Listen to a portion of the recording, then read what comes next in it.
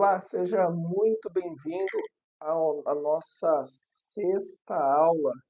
Nós que estamos tentando responder, na verdade, o que é isto, o que é isto, o homem. E no nosso sexto encontro de hoje, nós iremos falar sobre algo que eu acho um assunto que perdeu o significado, vamos dizer assim, nos dias atuais, porque o conceito tá embaralhado, se é que a gente pode dizer assim, que é o conceito de liberdade. Eu acredito que a gente perdeu um pouco qual é a função, o que ela vem a ser, como ela deve ser desenhada, como ela deve ser vivida na nossa sociedade, porque a gente não entende uma diferença gritante que existe entre liberdade e libertinagem. A gente luta tanto por liberdade, né? Escuta aí a defesa da liberdade, a defesa da democracia, a defesa de não sei mais o quê. Só que você percebe que esse mesmo ser humano que está defendendo, que está querendo defender a liberdade, ele está perdido no conceito. Ele acaba meio que viciando-se, né? Ele acaba ficando de maneira errada num conceito que foi criado, numa vida, né, num agir que foi criado para a bondade, para o bem, para o correto, para o certo. Muitas vezes a gente acha que a liberdade é não existir o não, mas pelo contrário, a liberdade reta, a justa liberdade, é a liberdade que me leva para o bem, é a liberdade que não me prende ao erro, a liberdade que não me prende ao vício, mas me liberta para a verdade, e essa liberdade que me liberta para a verdade, me faz então, me faz então viver melhor. É sobre isso, no fundo, que a gente está discutindo quando a gente fala sobre liberdade. E logo de bate-pronto, ser livre, que é essa a grande discussão que a gente faz, se identifica muito claramente com fazer o que eu quero. Eu faço o que eu quero, logo eu sou livre. Se eu quero jogar bola, eu vou. Se eu quero respeitar meu pai, eu respeito. Se eu quero ir na missa, eu vou. Se eu quero casar, eu caso. Se eu quero separar, eu separo. É isso que a gente muitas vezes escuta no que vem a ser livre. E também, algumas vezes, a gente vê a liberdade como o poder fazer o que se quer fazer. Então, existe aqui um outro campo que é o querer fazer. Só que aí há dois pontos que eu quero tocar aqui. Um primeiro ponto, que é o querer fazer, o poder fazer o que é certo fazer, e do outro ponto, o poder fazer e é errado fazer, e logo sendo errado, eu luto para não fazer. Muitas vezes o que acontece é que não existe essa divisão entre certo e errado. E aí eu acho que tudo eu posso fazer, que tudo me convém. E quando eu entro na perspectiva do tudo me convém, eu não tenho mais limites do que vem a ser certo e errado, eu não tenho mais limite do que vem a ser um vício ou do que vem a ser uma virtude. Porque olha lá, a vontade, ela está no campo do desejo, ela está no campo da deliberação, ela está no campo da escolha, certo? Quando eu falo que eu desejo algo, é porque eu tenho liberdade para desejar. E, consequentemente, essa liberdade de desejo, ela é livre. Posso desejar o que eu quiser. Só que não quer dizer que eu vá escolher. Quantas vezes a gente está em fúria? Quantas vezes nós estamos bravos e nós temos vontade e desejo de bater numa pessoa, bater no nosso filho, né? Bater no nosso chefe. O desejo é livre. Só que entre o desejo e a ação, que eu vou usar o termo aqui, escolha, há um campo, há um longo campo, há um fosso da virtude, a moral, a ética, ou seja, existe ali entre o desejo e a escolha a possibilidade real da liberdade acontecer. Porque então eu desejo, esse desejo vai passar por um processo que eu vou chamar aqui de deliberação. O que é deliberação? O ato de deliberar, de escolher, de refletir, de ponderar, de colocar numa balança, até finalmente eu chegar na escolha. Então eu escolho não bater no meu chefe. Eu tenho desejo de bater no meu chefe, quero estourar a cara dele. Aí eu vou deliberar, mas espera ali, ele sempre foi bom comigo, eu tenho um bom salário, esse salário paga minhas contas, ele é assim mesmo, às vezes ele é explosivo, daqui a pouco ele pede desculpa, eu errei mesmo, né? Ele gritou comigo e vida que segue. Eu tô deliberando, eu tô colocando na balança as coisas até eu escolher o quê? Poxa, não vou, não vou bater no meu chefe. A liberdade, ela tem essa estrutura que eu estou colocando aqui para vocês, justamente para entender que entre o desejo e a escolha, o processo é longínquo. O que muitas vezes acontece na nossa modernidade, influenciada por um egoísmo desenfreado e por um prazer exacerbado. Então, tudo é meu, tudo é para mim, tudo é a minha felicidade, a minha alegria, o meu prazer, o meu sentimento, o meu olhar, a minha opinião. E aí entra o egoísmo atrelado ao prazer, é difícil entender esse processo de deliberação que muitas vezes, na prudência, na temperança, na fortaleza, na justiça, que são as grandes virtudes aqui do ser humano, a estrutura das virtudes, né, os eixos virtuosos, muitas vezes esses eixos virtuosos eles são colocados de lado, porque eu não consigo colocar na minha cabeça egoísta e hedonista de que aquela negação ou o não fazer é melhor do que o fazer naquele momento.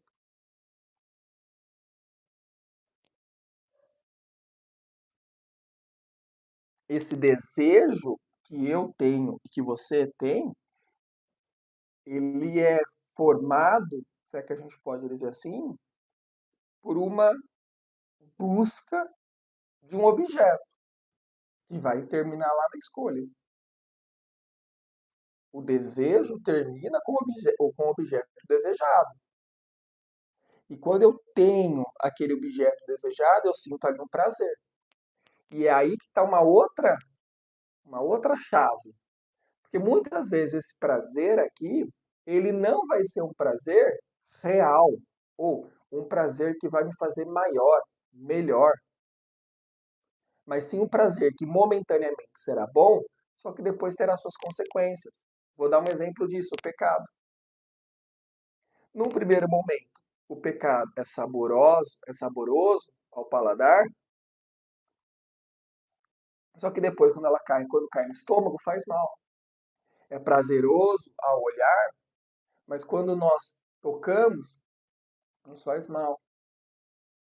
O pecado entra muito bem nessa virtude de saber ponderar as coisas. Uma pessoa pecaminosa é uma pessoa que não tem filtro, que não tem deliberação, que não para refletir suas atitudes. Refletir suas atitudes sobre a prudência, a fortaleza, a temperança, a justiça, ou sobre as virtudes teologais, fé, esperança, caridade, fé, esperança e amor. Uma pessoa equilibrada consegue ter muito claro os seus desejos alicerçados pela reta razão, ou seja, por uma razão correta. Uma razão que sabe que aquilo pode ser bom agora, mas não será bom amanhã. Então é melhor não fazer. E esse ato de não fazer continua me dando a certeza de que eu sou extremamente livre, ou melhor, que a minha liberdade é ainda maior, melhor, porque eu não fiz aquilo que seria prazeroso momentaneamente. Então, por exemplo, meu desejo agora é tomar um sorvete. Um sorvete. Tô com desejo de tomar um sorvete. Onde termina esse desejo? Esse desejo termina quando eu pego lá o potinho de sorvete e tomo ele. Ele termina num prazer. E esse prazer faz com que o meu querer também diminua. Se eu sou uma pessoa com prudência, com temperança, melhor dizendo, se eu sou uma pessoa com temperança, o que acontece com esse sorvete que eu tomo? Eu tomo um e sacio o meu querer. Uma pessoa destemperada vai fazer o que com ela?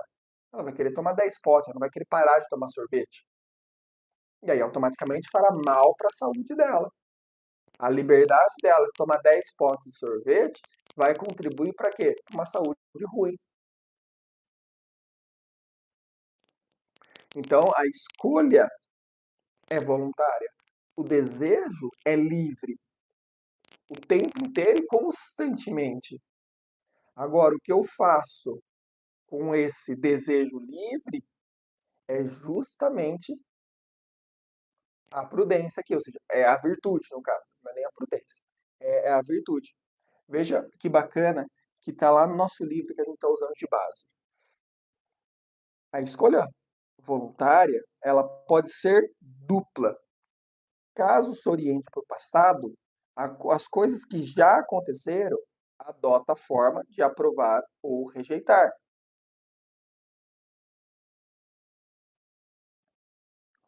Esse uso da vontade se aplica especialmente a tudo o que a pessoa já é e ao modo em que convive com a sua própria realidade. E há um segundo modo que diz o texto, que eu vou explicar aqui para vocês, essa escolha se orienta para o futuro, que a gente pode chamar de domínio ou poder. Por quê? Porque me encontro na situação de decidir acerca do que será meu futuro. Estou por cima das coisas que me acontecem, sendo eu, no final, quem decide o que é que vai pertencer às minhas circunstâncias. Quando a gente fala sobre a escolha, sobre o ato de escolher, então, os autores que a gente está usando aqui por base nos coloca dois caminhos. Se a gente olha, se a gente escolhe olhar para o passado, isso é normal, isso é natural, quando você faz uma reflexão do que aconteceu, você não pode mudar mais, não há liberdade para mudar, não há liberdade para transformar aquilo que já aconteceu. O que foi, foi. Tem uma expressão que diz assim, né? Não dá para chorar o leite derramado. É exatamente isso. Derramou o leite, derramou? Derramou. Ponto. Tá lá, derramou, sujou tudo a mesa e agora? O agora é olhar para o futuro. É escolher olhar para o futuro. Porque quando a gente escolhe para o passado, a única coisa que nós podemos fazer é justamente aprovar aquilo ou rejeitar aquilo. E ponto. Acabou ali. Caiu o leite na mesa. É verdade. É verdade. Aí dois campos. Ai, que bom que caiu o leite na mesa. Ele estava estragado mesmo. Ou, nossa senhora, o leite sujou todos os meus cadernos. Molhou todos os meus livros. Vejam, eu estou aprovando ou rejeitando. Só que eu não tenho o poder de não derramar o leite, porque ele derramou-se. Derramou-se. Ele foi. Aconteceu. E parece muito tonto, ah, Matheus, eu sei disso. Não, a gente não sabe. E vou dizer por que que a gente não sabe. Porque muitas vezes, e quando eu falo muitas, eu estou dizendo que eu conheço muitas pessoas que não entendem que o passado passou. Tá compreendendo onde eu estou chegando? Que aí eu não estou falando do leite derramado. Aí eu estou falando lá da injúria, da falta de perdão, do mal que alguém nos fez. Aí o que que a gente fica fazendo? Achando que olhando para o passado, a gente consegue mudar o futuro. No sentido de pensar que eu consigo acessar o passado e mexer naquilo, né? E resolver aquilo. O único jeito de resolver aquilo que foi, que passou, é você viver o presente. E se nós soubéssemos realmente isso, com certeza nós seríamos mais felizes. Por quê? Porque nós seríamos pessoas mais virtuosas. Bom, aconteceu isso, né? Ele me magoou, ele me fez mal. Ponto. Aprovo ou rejeito? Rejeito. Poxa, ele errou, tá bom? Eu sei que ele errou. Parou, acabou aqui. Não adianta eu ficar, não, mas ele errou, mas ele também não presta, né? Porque olha, ele, nossa, mas a mãe dele, então, porque quando ele fez isso pra mim, ele já sabia, né? Na cabeça dele já estava certo que ele. O que que isso está fazendo? Nada. Literalmente nada. Nada. É assustador quando a gente começa a olhar para isso de maneira racional, de maneira virtuosa. Estou olhando de maneira virtuosa. E a gente percebe que isso não vai mudar em nada o que aconteceu, o que passou. O que passou, passou. Então passou, filho. Deliberou, no sentido, colocou lá na balança, estava errado, estava certo, não sei o que tal. Pronto, tá ali, estava errado. Pô, o Luiz errou comigo. Bom, o Luiz errou comigo, mas já foi, já passou. Isso é coração grande, percebe? Passou, acabou. Vamos pra frente. Ah, ele errou, tal. Vou lá falar com ele, falar, ó, cara, você lembra lá, você errou comigo, não foi? Ah, não, não, eu acho que você errou, mas tudo bem, tal. Pra frente. Por quê? Porque esta possibilidade de se orientar para o futuro, nós temos. É a circunstância. Ou seja, nós temos a possibilidade de decidir o que vai acontecer comigo nas circunstâncias que eu estou. Quais circunstâncias eu estou? Eu estou nas circunstâncias do presente, do aqui e do agora. E é aqui que eu vou formar a minha circunstância. É aqui que eu vou formar a minha vida, ou seja, é daqui para frente. Não é daqui para antes. E isso passa pelo processo da escolha. Porque essa escolha, essa vontade de escolher, também está alicerçada dentro da liberdade. A liberdade de viver real, viver no presente, ou de viver o que já se viveu. E aí a gente não sai do lugar. Por quê? Porque essa vontade que está lá na liberdade, além dela ter essa possibilidade de escolher ir para frente e para trás, ela também tem uma condição que é importante aqui para nós, que ela é criadora. A vontade cria. E cria o que, Matheus? A vontade cria técnica, a vontade cria matéria, a vontade cria sentimentos, a vontade cria relações. Tudo isso a vontade cria. Quando eu falo, quando eu escrevo, eu estou fazendo criação, né? A minha vontade criadora, agora, por exemplo, eu estou tendo uma vontade criadora. Quando eu escrevi essa aula, eu estou tendo uma vontade criadora. Quando eu escrevo um livro, eu tenho uma vontade criadora. Quando eu trabalho, quando eu ganho dinheiro, eu estou criando o quê? Eu estou criando material, estou criando riqueza. Isso também é uma vontade criadora. E a maior de todas as vontades, quando eu crio relações de amizade, carinho, de afeto, de amor. Sendo esta última vontade, a vontade criadora do amor, a grande meta de todas as outras vontades. Por quê? Porque a vontade, no fim, tem que me levar para o amor. A vontade, né, o homem, melhor dizendo, que é um ser de vontade, um ser que deseja, o que às vezes nem pode ter, mas deseja.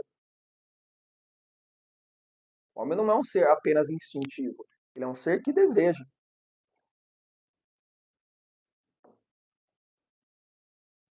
O homem, então, não é como Freud pensava, um ser apenas que deseja as coisas. Ou como Nietzsche pensava, um ser que tem vontade de poder. A vontade, a grande vontade do homem tem que ser a vontade de amar. Olha que bonito isso. E tudo ao mesmo tempo. Ele tem que ser uma vontade que ame, uma vontade que deseje, uma vontade que se empodere, no sentido que tenha vida, que tenha brilho, que seja forte em diversos sentidos aqui, forte fisicamente, forte mentalmente, forte nas relações, forte nas palavras, forte no olhar. Essa é a vontade criadora, no fundo. A grande vontade que eu tenho que ter é de querer viver para o outro, né? De querer ser grande para o outro, de alegrar-se para o outro. Não existe vontade maior na nossa vida, ou não deve existir vontade maior na nossa vida do que essa.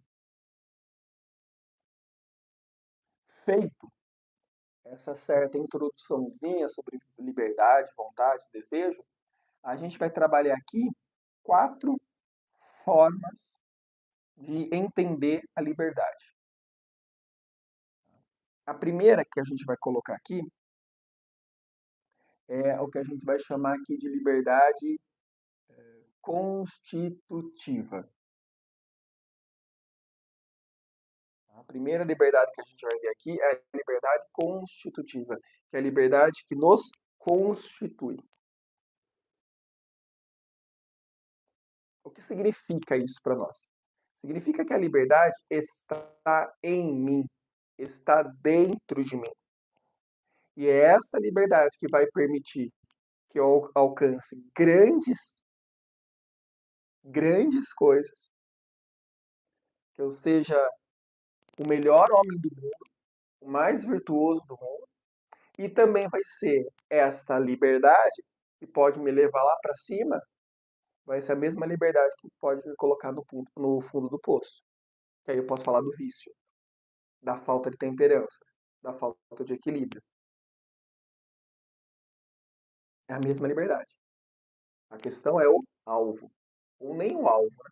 A questão é o como eu ajusto, organizo, miro o meu desejo, que é a minha liberdade. E essa liberdade constitutiva é a liberdade que está dentro de nós.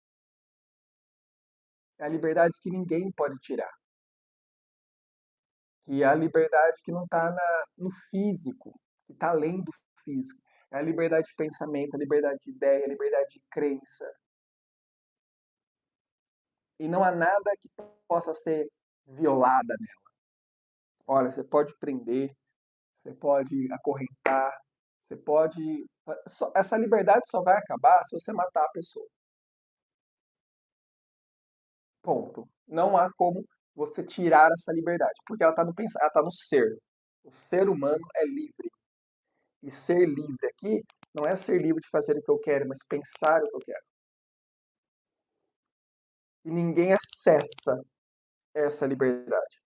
É por isso que você pode acreditar em Deus, é por isso que você pode amar um amor, né? É por isso que você pode imaginar coisas, é por isso que você pode realmente ser grande, mesmo estando lá numa casinha pequena, mesmo estando preso, você pode viajar, vamos dizer assim, para outros campos, para outros lugares, para outros momentos. Essa liberdade nos constitui. Aí que vai surgir a liberdade de expressão, aí que vai surgir o direito à livre discussão das ideias. Essa liberdade tem que ser defendida sempre. A liberdade de eu poder ser. Ser o quê? Ser alguém que pensa, alguém que reflete, alguém que tem o direito de viver segundo as minhas crenças, as minhas convicções. E isso, claro, leva a um desdobramento. Desdobramento é esse? O desdobramento de respeitar, então, e seguir as normas morais e éticas que vão assinalar, ou seja, que vão marcar a minha própria consciência. E essa liberdade está ali. Há uma segunda liberdade, um segundo olhar para a liberdade, que a gente chama aqui de liberdade de escolha. Então, vamos lá. Existe uma primeira liberdade, que é a liberdade interior, vamos dizer assim, que nos constitui. Agora, há uma outra liberdade, que é a liberdade do escolher. E aí, eu vou trazer um trechinho de um pensador utilitarista. Tá aqui, ó. Eu vou até abrir aqui já para a gente ler. Pra gente ler. Do Stuart Mill, que é um utilitarista que acredita que se é útil, vale. Qual que é a ética utilitarista? Se agrada o maior número de pessoas, está certo. Basicamente é isso. Só que isso tem esses grandes males E esse utilitarismo é um dos grandes males da modernidade. Porque o utilitarismo tira a possibilidade de eu não querer, no sentido de eu negar o meu desejo. Porque se está agradando a maioria, está certo. Olha como é complicado isso, é um dilema isso. Aí o Stuart Mill diz assim, ó, a única liberdade que me parece, que merece esse nome, é a de perseguir nosso próprio bem, a nossa maneira, enquanto não tentamos privar aos outros o seu. Cada um é o melhor guardião de sua própria saúde física, mental e espiritual. A humanidade se beneficia mais consentindo que cada um viva a sua maneira do que obrigando a viver a maneira dos outros. Traduzindo, vou traduzir esse texto do Stuart Mill. Seja egoísta. É egoísmo. Eu vou ver da minha maneira, do meu jeito, com os meus valores, com as minhas éticas, com as minhas coisas, com o meu, com o meu, com o meu, o meu, o meu, o meu, eu sou, eu quero, eu posso, eu quero, eu posso. Não há espaço para frustração. Frustração aqui é entendida como eu não fazer. Eu não vou fazer porque eu não quero. Eu vou fazer porque eu sei que é errado. Eu quero fazer. Porque eu sei que é errado, então eu não faço. Não existe essa discussão aqui.